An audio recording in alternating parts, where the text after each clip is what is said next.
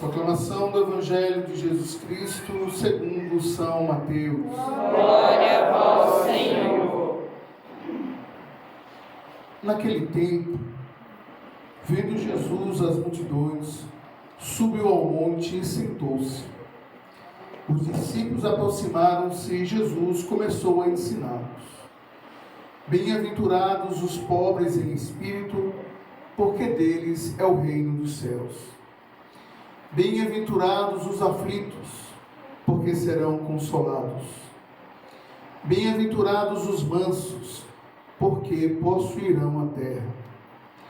Bem-aventurados os que têm fome e sede de justiça, porque serão saciados. Bem-aventurados os misericordiosos, porque alcançarão misericórdia. Bem-aventurados os puros de coração, porque verão a Deus. Bem-aventurados os que promovem a paz, porque serão chamados filhos de Deus.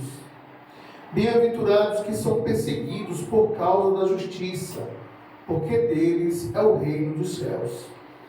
Bem-aventurados sois vós, quando vos injuriares e perseguirem, e mentindo disserem todo tipo de mal contra vós por causa de mim.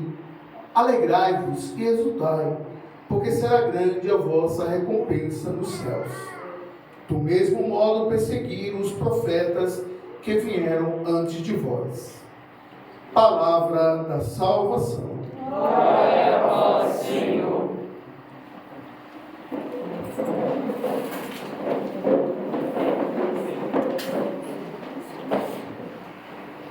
Queridos irmãos e irmãs, hoje estamos celebrando o Dia dos Namorados, estamos celebrando também a véspera da festa de Santo Antônio, um dos grandes santos queridos do nosso Brasil. Nesse mês de junho são 3 grandes santos: Santo Antônio, São João e depois São Pedro e São Paulo. Muitos atribuem, dentro desses santos, essa questão da festa junina, quadrilha, fogueira, mas esses santos têm muito a nos ensinar com as suas vidas, com sua adesão ao Evangelho, a fé, o amor a Jesus. E na liturgia de hoje, o Evangelho fortíssimo, quando Jesus vai dizer que os bem-aventurados, os felizes, não são muitas vezes aquilo que nós esperamos. Porque para muitas pessoas, os felizes são os ricos. E Jesus diz, bem-aventurados os pobres. Hoje ele fala, bem-aventurados os pobres em espírito. Mas em outro evangelho vai dizer, bem-aventurados os pobres, literalmente. Porque deles é o reino dos céus. Felizes os pobres em espírito, porque deles é o reino dos céus. Jesus tinha momentos que ele falava para as multidões, e hoje ele fala para aqueles que decidiram seguir de perto, os discípulos dele. Nós nos tornamos discípulos de Jesus pela graça do nosso batismo. E Jesus está falando isso para mim e para você hoje, que decidimos um dia seguir os seus passos. Seremos verdadeiramente felizes quando fizermos a opção de sermos pobres em espírito. Nós, religiosos, nós fazemos 3 votos. O voto de pobreza, que São Francisco chamou de sem nada de próprio. que é mais difícil de que às vezes de que ser pobre, de que não ter nada. Porque você ter as coisas e usá-la como se não lhe pertencesse.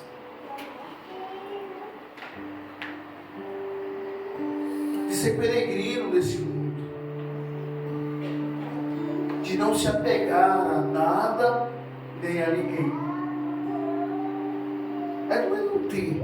Porque muitas pessoas acham que a pessoa resolveu ser frade, padre, religiosa, porque é preguiçoso, porque não encontrou ninguém para casar, porque não é isso. Foi opção, foi chamado, foi escolha. Primeiramente de Deus, depois você respondeu a esse chamado e abriu mão de tudo por amor a Jesus. Você diz que deixa pai, mãe, irmãos, casa, bens, por amor a mim, receberá 5 vezes mais com provações. E é muito bonito você ver pessoas que têm bens e parece que não tem, que não se apega, não dá valor a essas coisas.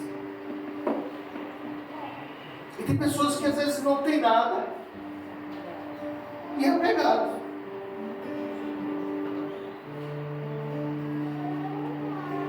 Então a questão não é tanto ter, mas é o apego.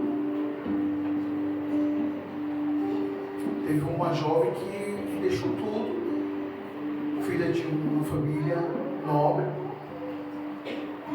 e saiu até nos jornais da sua cidade. Passado uns anos, uma madre pega essa freira brigando com a outra por causa de uma vassoura. Abriu mão de tantas coisas e agora está pegada a uma vassoura. Aonde está o teu tesouro, aí está o teu coração. Você vai ser bem-aventurados os pobres em espírito. Eu posso ter casa, posso ter uma empresa, posso ter muitos bens, posso. Mas o meu tesouro não está nessas coisas. Como a gente fala que o tesouro da igreja, muitas pessoas pensam que está no Vaticano, no Museu do Vaticano. Mas quem tem visão espiritual sabe que o nosso maior tesouro qual é? Fala em alto. Eucaristia. A Eucaristia está nos nossos sacrários. E muitos ladrões, quando roubam os nossos sacrários, se decepcionam e largam a hóstia porque eles achavam que era o verdadeiro tesouro.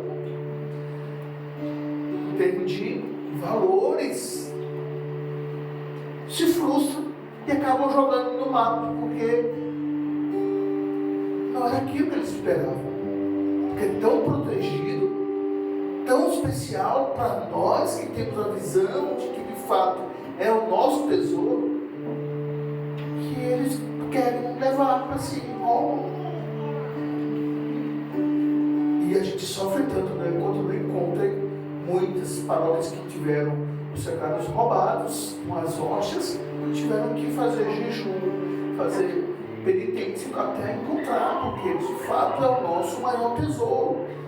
Então que Deus nos dê hoje essa graça de perceber que todo o nosso sacrifício, a nossa luta nesse mundo não é para juntar tesouros neste mundo.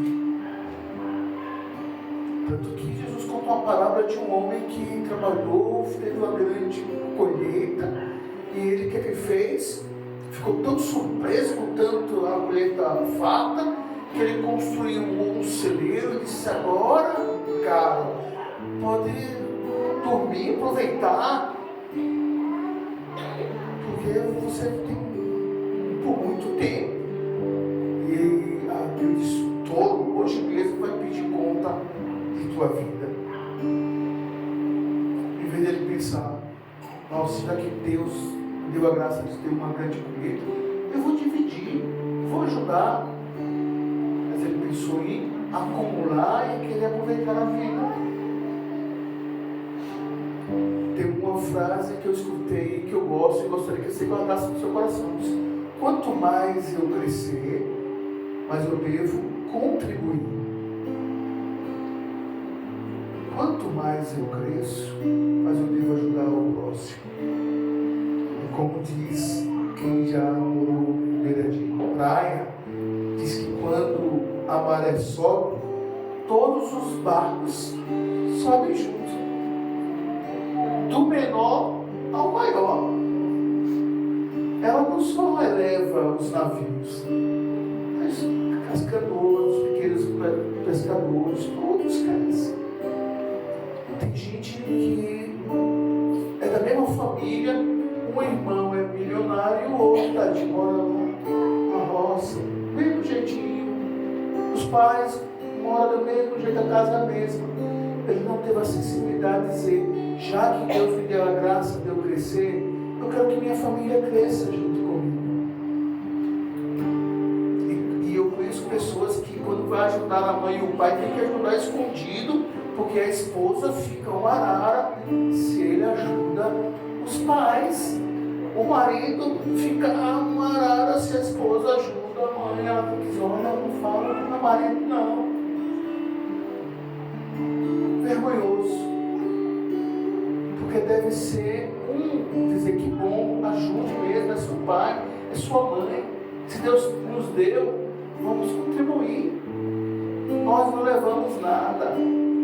Pobre em espírito, desapegado. Vocês já viram fotos de mendigo na rua, ainda cachorro do lado, ainda cria cachorro.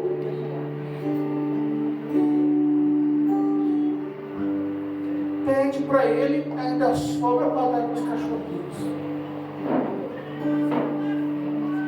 Tem gente que tem dinheiro de não, mas quer cachorro não, porque dá muito trabalho, dá despesa. E às vezes vão mais adiante, não quer ter filho, porque diz que filho é gasto.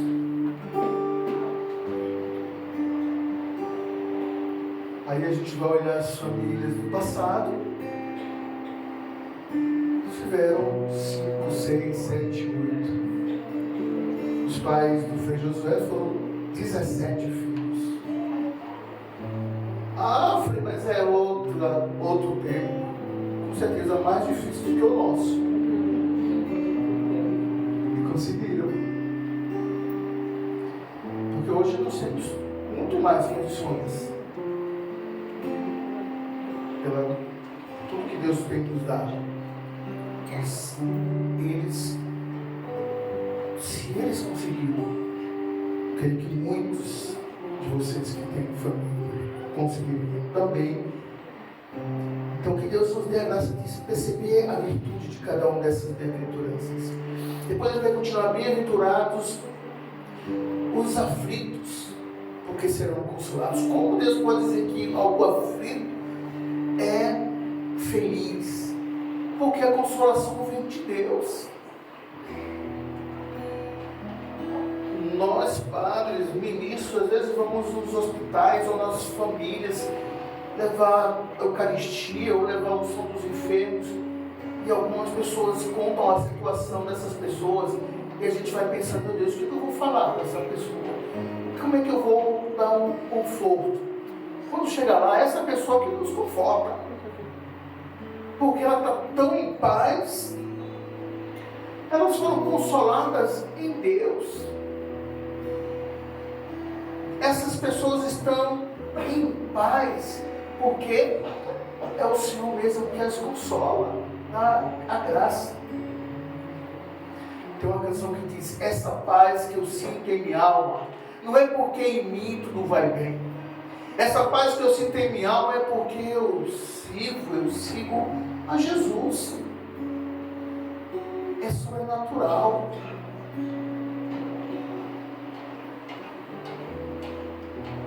Eu já fui dar unção a uma adolescente, meu paroquiano, que ela sabia que ia morrer. Eu falei, você faz um favor para mim? Quando você chegar lá, você fala a Jesus para mim. Você disse que um dia eu quero estar lá com ele. Ela falou. E a gente, como é que essa mulher está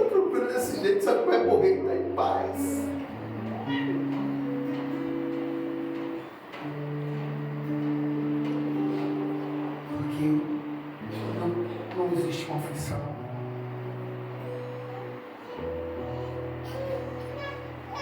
A melhor coisa do mundo para mim como padre é ir em velório de católicos, cristãos. E um dia uma senhora falou para mim, porque eu fui fazer um velório de ciganos na Bahia e eu fiquei com dó dessas pessoas. Eu não conseguia abafar a dor daquelas mulheres. E eu dizia, obrigado, Senhor, pela fé na ressurreição, pela fé em Jesus, pela fé que nós temos, porque a serenidade em muitos dos velórios que eu participo. Sofrem, choram, mas tem paz.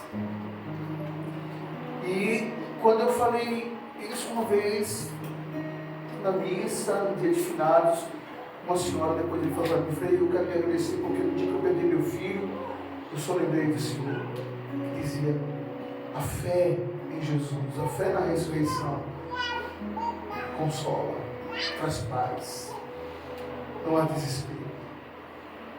Não há desespero. Então que também nós, nos momentos de aflições, podemos dizer, eu posso me considerar um felizardo. Sou bem-aventurado, sou feliz porque é um Deus que me sustenta. Um Deus que me consola. Na primeira leitura, São Paulo vai dizer isso.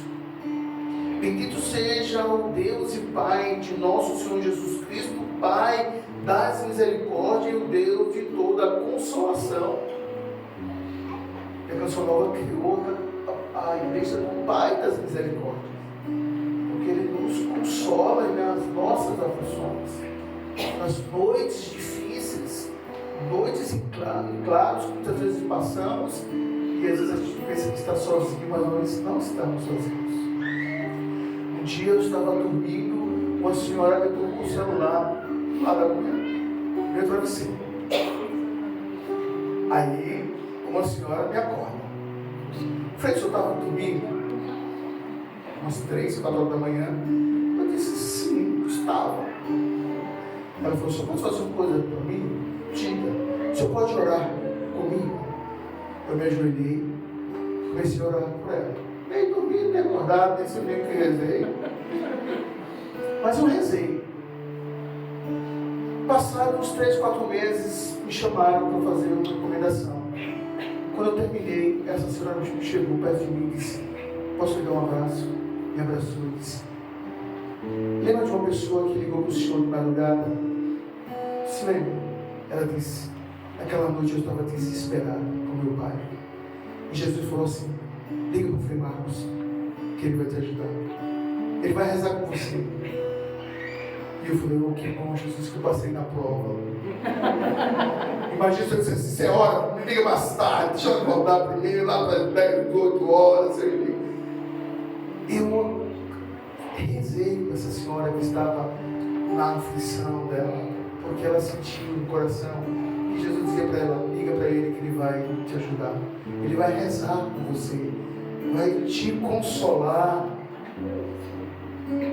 E ele diz, ó, Ele nos consola em todas as nossas aflições, para que com a consolação que nós mesmos recebemos de Deus, possamos consolar os que se acham em toda e qualquer aflição.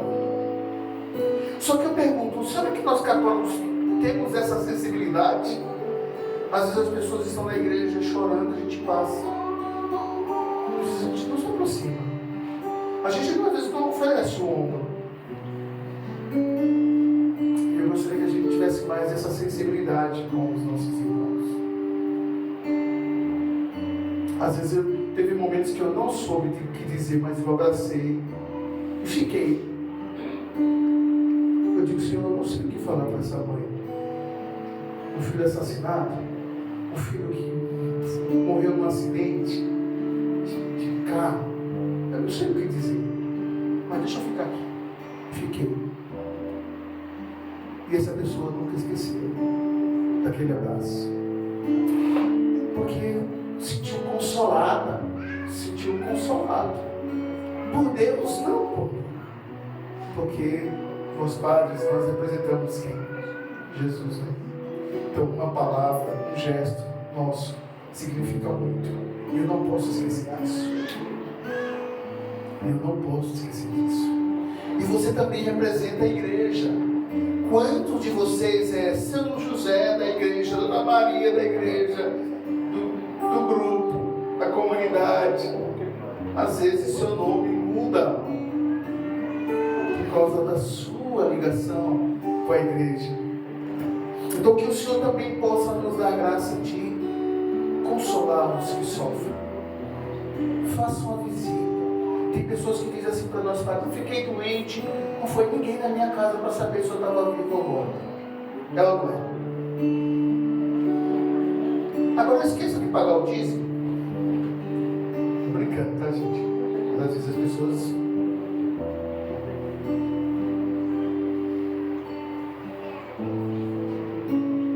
nos procuram às vezes para pedir ajuda, mas esquece de se perguntar se a gente precisa de ajuda. E a gente precisa estar aberto, atento a isso. Depois vai dizer: bem-aventurados os mansos, porque possuirão a terra. E a gente, hoje nós estamos no meio do Sagrado Coração de Jesus. A gente pede para Ele: Jesus, manso e humilde de coração, fazei do nosso coração semelhante ao vosso. Você já viu algumas mães ensinando as crianças o dever de casa? Mansinha? Que letra é essa? Olha direito. Aí, ó, vem cá, ensina que eu não aguento mais. Chama o pai, chama o meu irmão, porque não tem paciência. A mansidão foi embora. Pentear o cabelo de algumas. Tem mãe que não tem paciência. Às vezes pentear o cabelo de algumas filhas. Então, quando a gente pedir para Jesus essa graça de sermos felizes pela mansidão. Um dia eu estava com uma paroquiana e ela estava arrumando um negócio lá na igreja.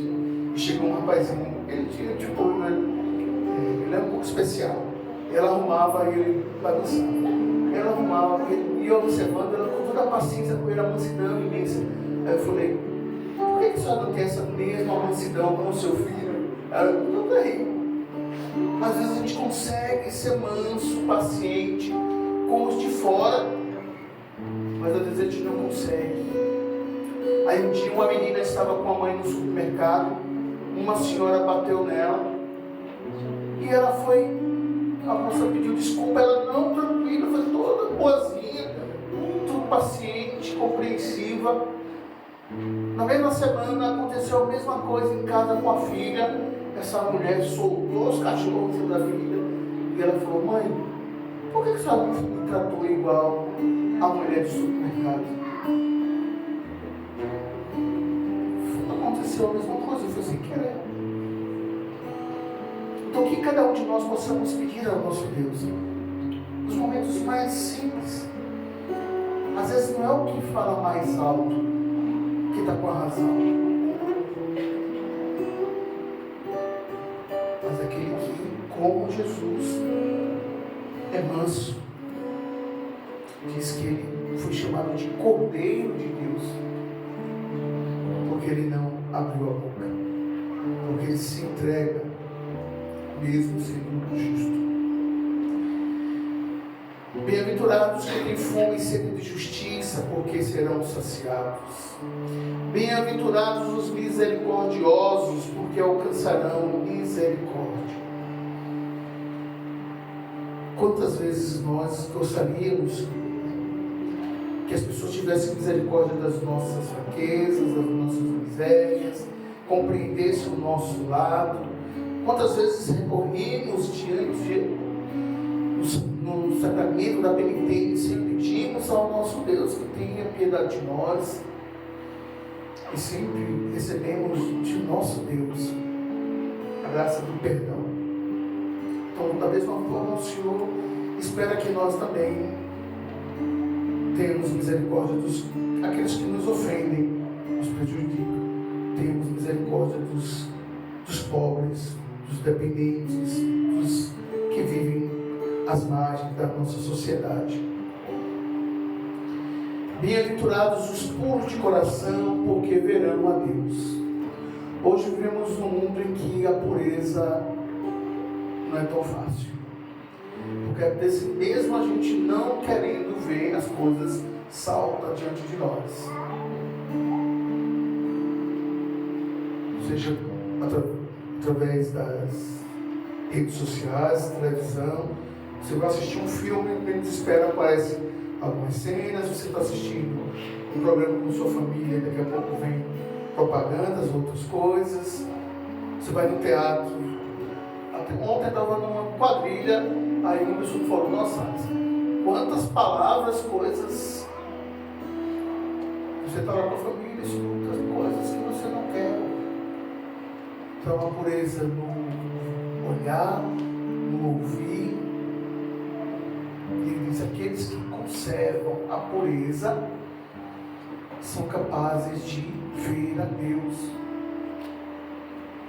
Então a gente podemos hoje perguntar ao nosso Deus: somos puros? E o exemplo de pureza para nós, quem são? As crianças. Um dia nós fomos crianças e tivemos um olhar puro. E até às vezes quando falávamos as coisas que repetíamos coisas, às vezes a pessoa dava risada e nem sabia porque eles estavam sorrindo. Porque a gente não tinha malícia, maldade nenhuma. Então que o Senhor nos conserve, amados, a pureza do nosso coração. Que a gente repreenda do nosso coração toda a malícia, toda a maldade, no olhar, no falar.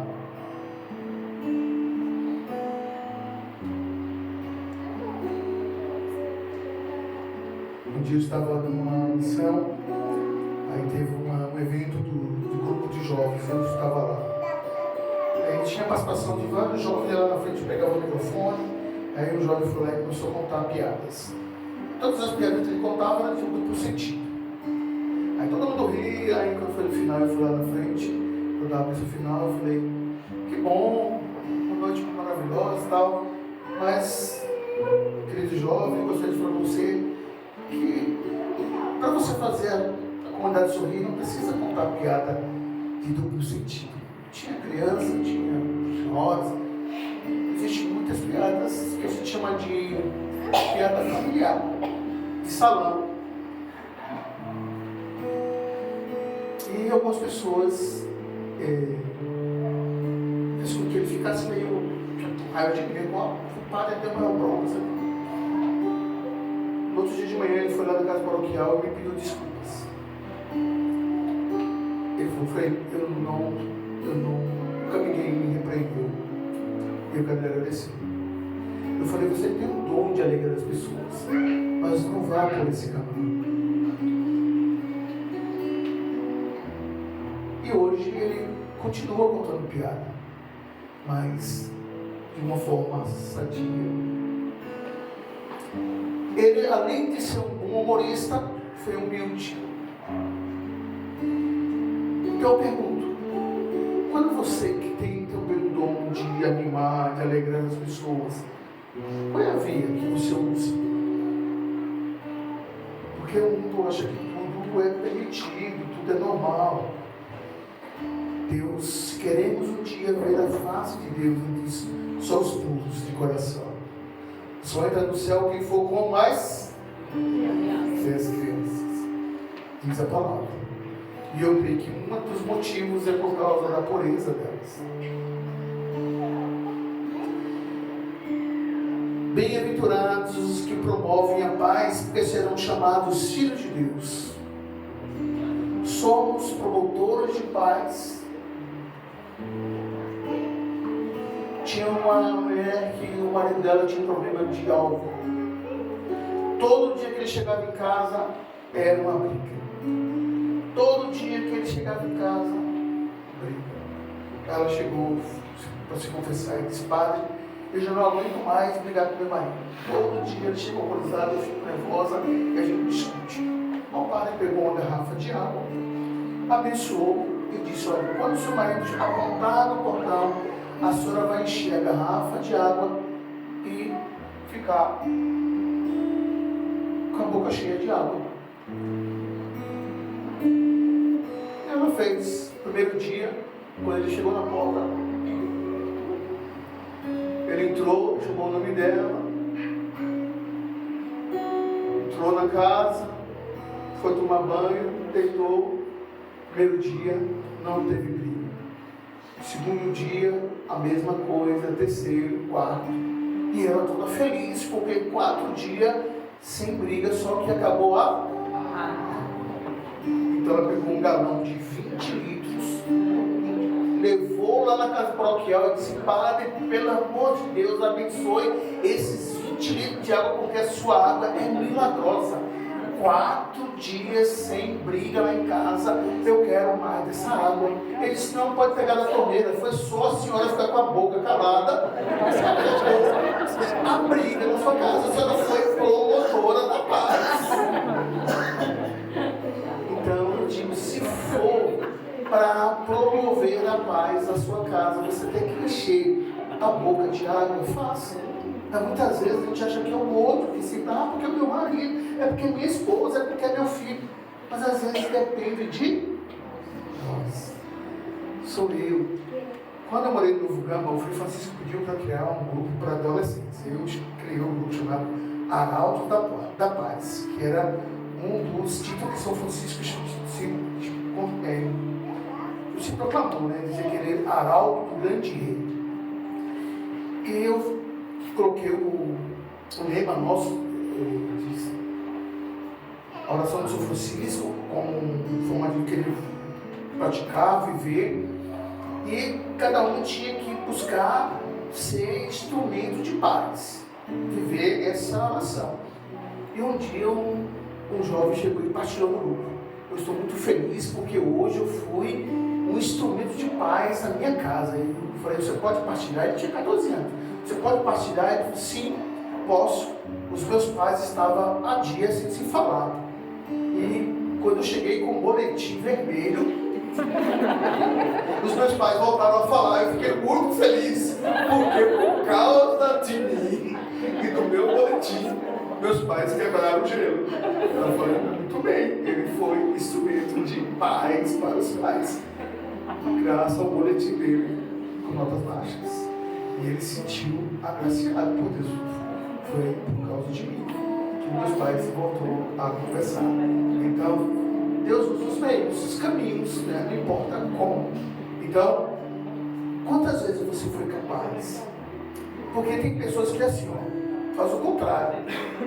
Escuta uma coisa, aí diz: ó, não escutei fulano falar mal de você. Ainda coloca mais lenha na fogueira. A pessoa, hoje eu tenho um namorado, né? Aí a menina termina o namoro, tá arrasada. Aí, ó, eu não ia te contar não, mas eu vi teu namorado com fulano de tal dia. Pronto, a mulher já estava num buraco. Aí a amiga vai e acaba de enterrá-la, né? Então, se você não contou antes, conte mais nada. Teve uma amiga minha que viu o marido da melhor amiga dela dando um cheiro em outra mulher. Depois de 8 anos, a amiga dela ficou sabendo. Aí ligou para ela, furiosa: por que você nunca me contou? Não sei o que, não sei o que. O marido achou que ela sabia. Aí foi e contou para a esposa. Ela disse: se dependesse de mim, você nunca ia saber disso. Porque jamais eu iria destruir a sua relação com o seu esposo. Então, amiga de verdade, leva para o túmulo as coisas. E não se torna um canal. Mas hoje o que acontece? A pessoa tira a foto e manda na hora. Olha onde teu marido está. E às vezes não está fazendo nada de errado, mas só a pessoa achar que pode ser, já manda. Então, não seja você um instrumento de discórdia, de separação, de brigas entre qualquer pessoa. Se não for para ajudar, não atrapalhe. reze. Isso que deve um verdadeiro cristão fazer. E hoje estamos, pedindo a Deus essa graça de viver essas bem-aventuranças. Então, hoje Jesus vai dizer: bem-aventurados os promotores da paz, porque serão chamados filhos de Deus. E ele vai concluir, vai dizendo: bem-aventurados que são perseguidos por causa da justiça, porque deles é o reino dos céus. Bem-aventurados sois vós quando vos injuriares e perseguirem, mentindo, disserem todo tipo de mal contra vós, por causa de mim, alegrai-vos. E eu pergunto: quantas vezes a gente já foi capaz de imaginar que diante da perseguição, dentro da igreja, nos grupos, eu devo me alegrar quando eu vejo alguém, até o próprio padre, que às vezes proíbe o seu grupo, o seu movimento, sua pastoral, não realizar determinadas coisas, e a gente se alegrar, dizer: é por causa de Jesus que eu estou passando por isso, então eu vou me alegrar, em vez de eu me revoltar. Alguns até se afastam da igreja. E a palavra está dizendo hoje que devemos nos alegrar no Senhor, porque será grande a nossa recompensa no Senhor. Porque do mesmo modo perseguiram os profetas que vieram antes de nós, do mesmo modo perseguiram Santa Luzia, Maximiano Kolbe foi morto no campo de concentração, e assim muitos outros, e eles foram fiéis e foram até as últimas consequências. Então que o Senhor também nos conceda a graça da fidelidade.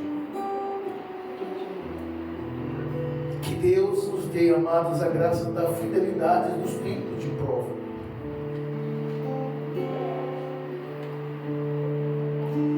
E celebrando hoje o Dia dos Namorados, que a gente possa pedir hoje essa graça, da virtude.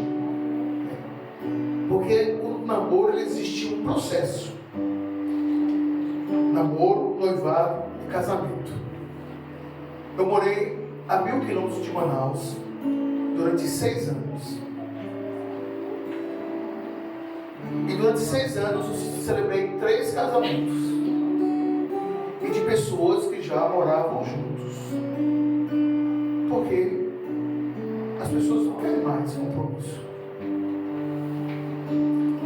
E quando acontece, antigamente, quando as pessoas casavam, qual é a pergunta? Quando vai vir o bebê, não é? Casa, e aí, cadê o bebê, né? Assim? Hoje é o contrário. Quando aparece o bebê, e aí, quando é que vai casar? Inverteram as coisas. Primeiro o filho, para depois vir o casamento, e olhe quando ainda casa.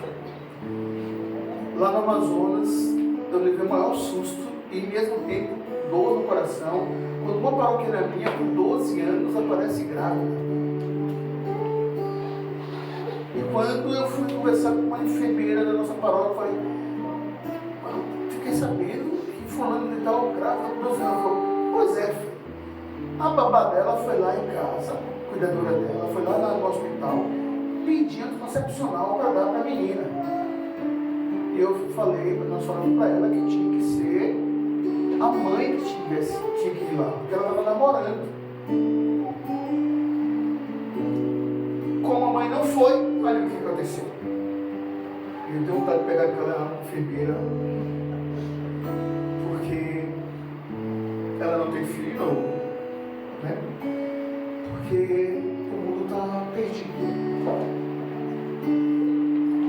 Tratar com naturalidade uma menina de 12 anos ser mãe, enquanto muitas de vocês, senhoras, estavam brincando ainda de boneca.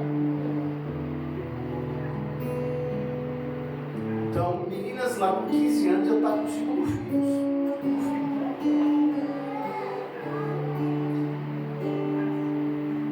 E quando você estava na roda com os adolescentes, crianças, a maioria delas, o pai ou não era presente na vida delas. Então, para que a gente possa realmente celebrar o Dia dos Namorados, como eu falei que o namoro, o casamento é um namoro que deu certo, a gente precisa ensinar para os nossos jovens essa estrutura belíssima do passado. Porque quando a menina começava a namorar, ou o rapaz começava a namorar, os pais perguntavam: de que família é? Qual é o sobrenome? Por que perguntavam qual é a família e o sobrenome? Para saber se vai dar certo. Porque não vou misturar o sangue da minha filha, do meu filho, com qualquer sangue. Porque senão não vai dar certo. Eles queriam que esse filho, essa filha, começasse bem. É uma árvore a ser plantada. E ela precisa produzir frutos. E precisa produzir bons frutos.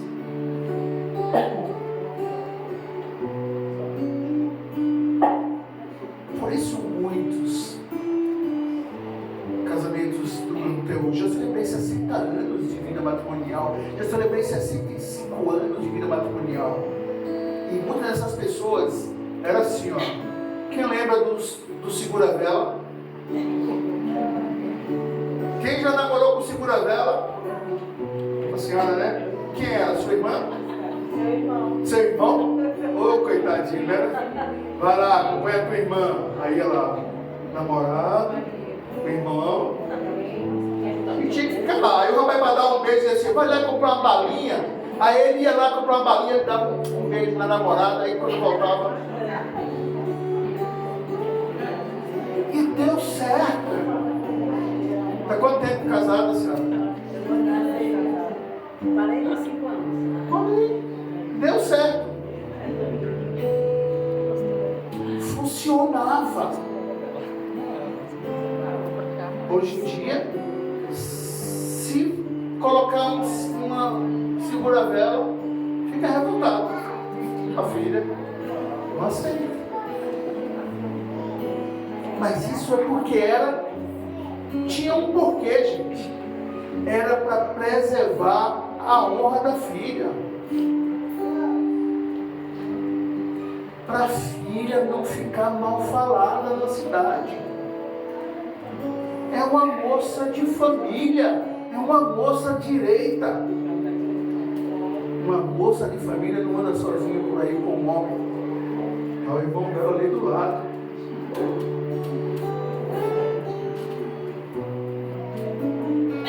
Bonito demais. E tinha que casar virgem. A virgindade era a honra. E a estatística hoje diz que muitas meninas precisam mentir que não são virgens para poder serem aceitas no meio das suas amigas, porque se ela está com 20 anos e ainda não teve relações, ela vai passar vergonha. Então ela tem que dizer que já teve experiência. Tem que ainda hoje ser honroso, virtuoso, principalmente no seio da igreja, principalmente dentro das nossas paróquias, nos nossos grupos jovens, nas nossas realidades. Tem que ser virtuoso, as nossas meninas e os rapazes. Não tem vergonha de quando houve uma jornada mundial, provavelmente acho que foi na Polônia, diante do Papa, a juventude assinaram uma carteirinha de castidade até o matrimônio. Diante do Papa, a juventude assinaram com ele: iremos guardar a nossa castidade até o matrimônio. Porque é isso que Deus quer. E um dia eu escutando uma palestra de um psiquiatra, não era um padre que estava dando essa palestra. Quando o rapaz falou assim, nós mandamos uma mensagem: eu e minha namorada temos um namoro santo. Aí ele falou: por que vocês são santos? Só porque não tem relações no namoro? Isso é obrigação de todos. Vocês não são melhores do que os outros só porque não tem relações. É obrigação de todos os namorados viverem a castidade. Então você não é melhor porque não tem relações. Isso está implícito no batismo. Vida sexual só dentro do matrimônio. Você não recebe o título de santo porque não peca. É obrigação. É dever.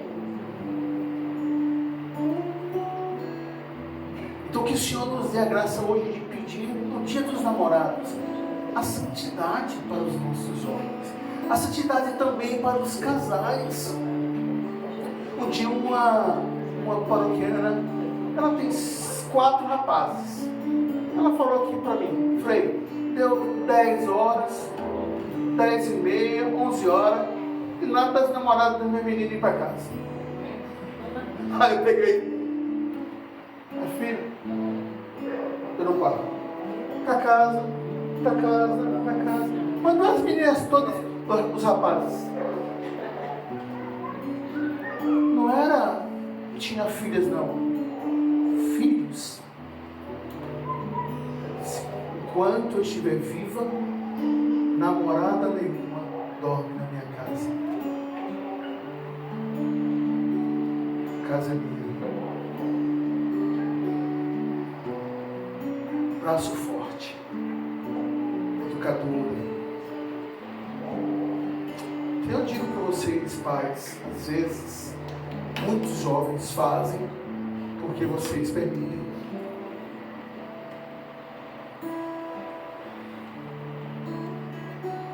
Então é necessário pedir ao nosso Deus hoje que os valores que vocês receberam dos vossos pais, porque eu acredito que antigamente a gente achou que os nossos pais eram extremistas demais, muito duros. Aí vem uma geração que liberou demais. Agora precisamos voltar ao equilíbrio. Porque Santo Agostinho diz que a virtude está no meio. Se eles erraram no passado, muitos estão errando agora. Então vamos pedir a Deus o equilíbrio para educar na santidade. Para a santidade. E um dia eu escutei uma frase que diz assim: eu quero falar para os casais de namorada aqui. Para que fila você está levando o seu namorado ou a sua namorada? Para a fila da confissão ou para a fila da comunhão?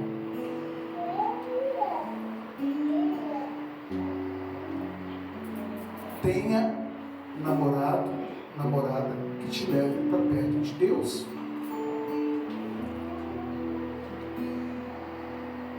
Muitas pessoas pedem um José e falam: Jesus, me dá o meu José. Ou muitos rapazes pedem uma Maria, mas não se ajudam. Eu pergunto às vezes: vocês rezam juntos?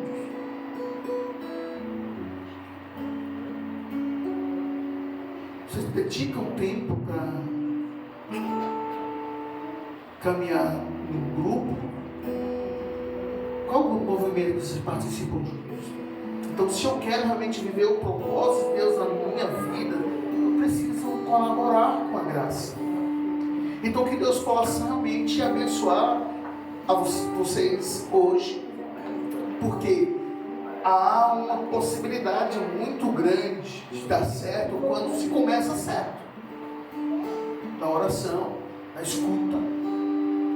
Nós, para sermos padres, passamos 9 anos estudando, sendo avaliado, discernindo, estudando. E a Bíblia diz que a casa ela precisa ser edificada sobre a rocha.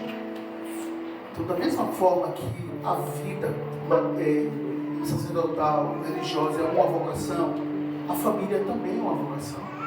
E ela precisa também ser discernida. E precisa ser discernida na oração, na escuta. Principalmente escutar a voz dos pais. Pedir a bênção dos pais. Seu pai aprova o seu namoro, sua mãe aprova o seu namoro. Eu falo que Deus dá os pais, de modo especial a mãe, o dom, o discernimento. Tem mãe que olha para a cara da moça e diz: não gostei. Olha para a cara do rapaz. A menina fala assim: a senhora é muito preconceituosa, a senhora nem conhece ele. Minha filha, esse não é rapaz, não é para você não. E quando ela teima, ela diz: se eu tivesse escutado a minha mãe. Não é assim? Minha mãe parece ter uma boca, mas não é a boca da sua mãe não, é o coração dela. Deus deu às nossas mães o dom de proteger a sua prole.